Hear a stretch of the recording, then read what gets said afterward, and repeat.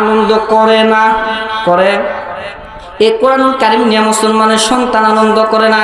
কেউ বা নতুন বিয়া কইরা নতুন বউ নিয়ে আনন্দ করে, কেউ বা নতুন গাড়ি কিনে আনন্দ করে, কেউ বা নিজের সন্তান নিয়ে আনন্দ করে, কেউ বা আবার বিল্ডিং বানায় আনন্দ করে। চিল্লায় বলেন ঠিক কি না? নতুন বউ পাইলে একবারে বাড়ির ভেতরে দেখবেন 10টা বক্স ঢাস ঢাস ঢাস ঢাস করে বাজে। আপনাদের এলাকায় বাজে? এমন বক্স লাগায়া দেয়, বাড়ির এই সাইডে 5টা, ওই সাইডে 10টা, মাঝখানে হুজুরের বাড়ি, ও বেটা ভুলেই যায়। এমন ঢাস ঢাস করে বক্স বাজানো শুরু করে দেয়। সারাদিন আমাদের গ্রামের সাইডে একটা বিয়ে হলো, মাঝখানে একটা হুজুরের বাড়ি, পিছন দিকে 4টা বক্স, সামনে হলো 3টা বক্স। সারাদিন 24 ঘন্টা dance dance dance, Paglu dance. আপনাদের এলাকায় বাজে? এই যে অপসংস্কৃতি, ইসলামের নামে আল্লাহ তাআলা আপনাকে আমাকে দুনিয়ার বুকে কোরআন নিয়ে আনন্দ করার কথা বলেছে।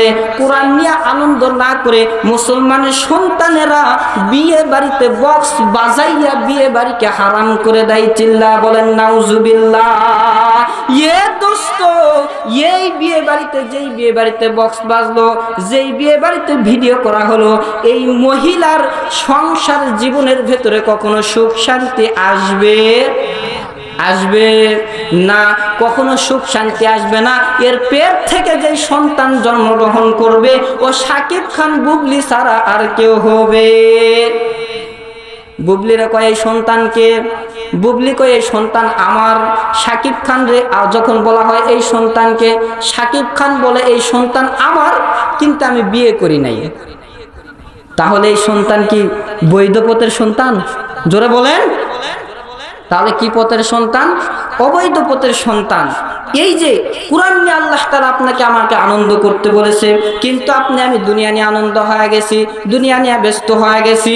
এ দোস্ত না না, দুনিয়ার বুকে আল্লাহ আপনাকে আমাকে পাঠাইয়া আল্লাহ রাব্বুল আলামিন বলে দিলেন, মুসলমানের সন্তানরা কোরআন নিয়ে আনন্দ করবে, মুসলমানের সন্তানরা দুনিয়ার বুকে সবচাইতে বেশি এই কোরআনুল কারীমের উপর আমল করার চেষ্টা করবে। কিন্তু আমরা কোরআনুল কারীম নিয়ে আনন্দ করা ভুলে গেছি। বাংলার জমিনে আর একটা জিনিস নিয়ে আনন্দ হয়, সেটা হইতেছে একটা সময় আসলে দেখবেন বাসন্তী কালার শাড়ি পরিয়া সন্তানরা একটা দেখবেন পাঞ্জাবি পরাইয়া, ওই পাঞ্জাবির ভিতরে আবার ঢোল তবলা একতারার ছবি আছে না নাই? বৈশাখীতে দেখবেন এমন একটা পাঞ্জাবি ছোট সন্তানকে পরে দিছে, নিজেও একটা পাঞ্জাবি পরছে, বউকে একটা শাড়ি পরাইয়া, ওই শাড়ির ভেতরে দেখবেন ঢোল তবলার ছবি, একতারার ছবি, মাথার ভেতরে গামছা বাঁধিয়া ও রাস্তা দিয়া যায় আর কয় চল মেলায় যায় রে। আছে না নাই? আজকে ওয়াজ করবো না বাবা, আজকে আপনাদেরকে বাংলাদেশে ঘটে যাওয়া বাস্তব কিছু কথা শোনাবো। রাগ করতেছেন আপনারা? রাগ করতেছেন? এই যে অসংস্কৃতি কোরআনের ভিতরে যেগুলো নাই, বৈশাখী পালন করে মাথার ভেতরে গামছা দিয়া, আবার পচা পন্তা থুইয়া এই পচা পন্তা খায়, আর ইলিশ মাছ খাইয়া বলে একদিন বাঙালি ছিলাম রে। চিল্লায় বলেন নাউজুবিল্লাহ। এ দোস্ত, এই বাংলার জমিন থেকে যতদিন পর্যন্ত এই কোরআন ছাড়া, ইসলামের আইন ছাড়া যখন এই সমস্ত কিছু পালন করা হবে, বাংলার জমিনে যতই নেতা পাল্টুক, যতই খেতা পাল্টুক, কখনো সুখ শান্তি আসবে না। চিল্লায় বলেন ঠিক কিনা? এ দোস্ত, এই যে বৈশাখীর ভেতরে যেগুলো গুনাহ করা হয়, এই গুনাহ যারা করবে তাদের আমল নামার ভেতরে কেমন গুনাহ লেখা হবে জানেননি? জিনা করলে যেই গুনাহ হয়, ইসলামে নতুন একটা সংস্কৃতি বাড়ানোর কারণে আল্লাহ তার আমল নামায় এই গুনাহ লেখিয়া দেবে। চিল্লায় বলেন নাউজুবিল্লাহ। এদেরকে শয়তান ধরেছে বাবা। আপনাদের কি টাচ ফোন আছে? আছে টাচ ফোন? এই টাচ ফোনে নতুন একটা শয়তান ধরা পড়ছে। এটা কি শয়তান জানেন? রাস্তার সাইডে দেখবেন অনেকগুলি যুবক বসে থাকে, মোবাইল হাতের ভিতরে লিয়া, ওই ওরে কই মার মার মার, কাট কাট কাট, কপালে মার। আছে? আপনাদের এলাকায় আছে? এই ফ্রি ফায়ার খেলা যুবকদের জিন্দেগিটা ধ্বংস, উন্নতি নাই, কোনো কিছুই নাই, পড়ালেখা নাই, চাকরি নাই, সব ধ্বংস করে দিল। এই যুবকদেরকেও শয়তান ধরেছে। আল্লাহ কোরআনে কয় শয়তান হইছে দুই প্রকার। চিল্লায় বলেন কয় প্রকার? হয় নাই আরো জোরে বলেন শয়তান কয় প্রকার? আল্লাহ রাব্বুল আলামিন কুরআনুল কারীমের ভিতরে বলে মানুষ মিনাল জিন্নাতি ওয়ান নাস।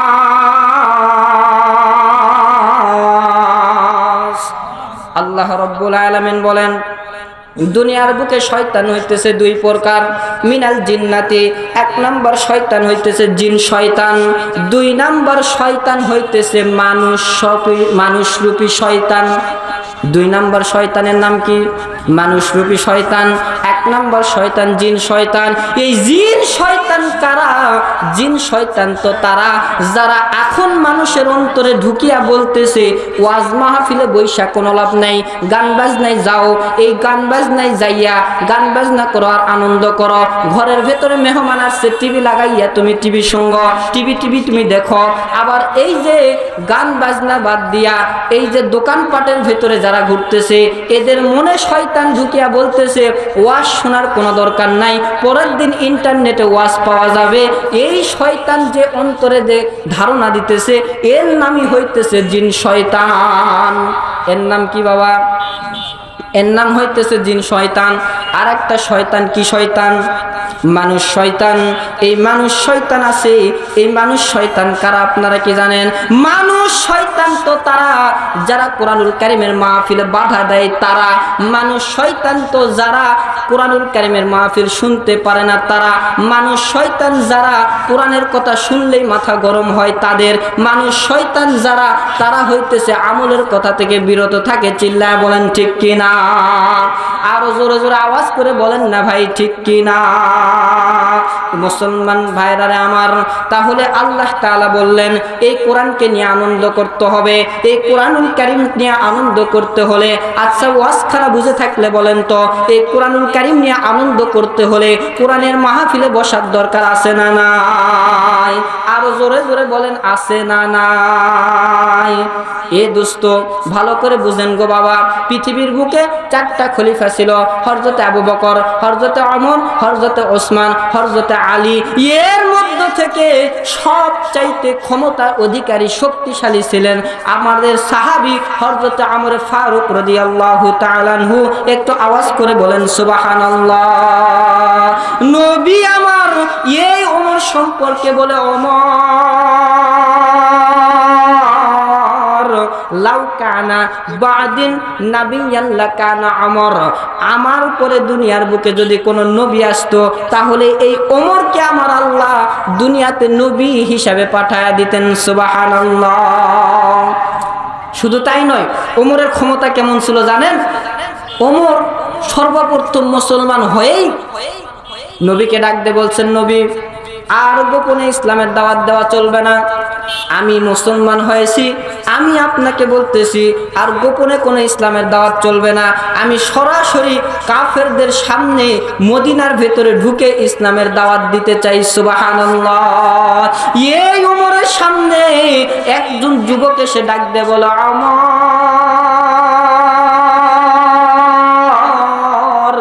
ও ওমর তুমি আমাকে একটা কথা দাও, আমার একটা তুমি বিচার কইরা দিবা। ওমর রাদিয়াল্লাহু তাআলা আনহু ডাক দিয়ে বলতেছে, যুবক কি বিচার? ওমর আবার খেয়াল করে দেখতেছে এই যুবকের চুলগুলি খাড়া খাড়া। কি বাবা? চুলগুলি খাড়া খাড়া। আপনাদের এলাকায় যুবকদের চুল খাড়া খাড়া আছে? আছে? যুবকের চুল খাড়া। ওমর এবার চিন্তা করে, হায় হায় এটা কেমন যুবক, মরগের মতন মাথার চুলগুলি কেমবা খাড়া খাড়া। ওমর এবার ডাক দে বলছে, যুবক কি তোমার বিচার তাড়াতাড়ি বলো। যুবক ডাক দে বলে, ওমর আমার বিচার হচ্ছে আমার মা আমাকে মেরেছে। কি করেছে? মা আমাকে মেরেছে, তাড়াতাড়ি এর বিচারটা করিয়া দেন। এইবার ওমর ফারুক রাদিয়াল্লাহু তাআলা আনহু বলে, যুবক মা মারলে, মা তোমারে আঘাত করলে জিন্দেগি তো দুনিয়ার কোন প্রশাসন এর বিচার করবে? জোরে বলেন করবে? করবে না।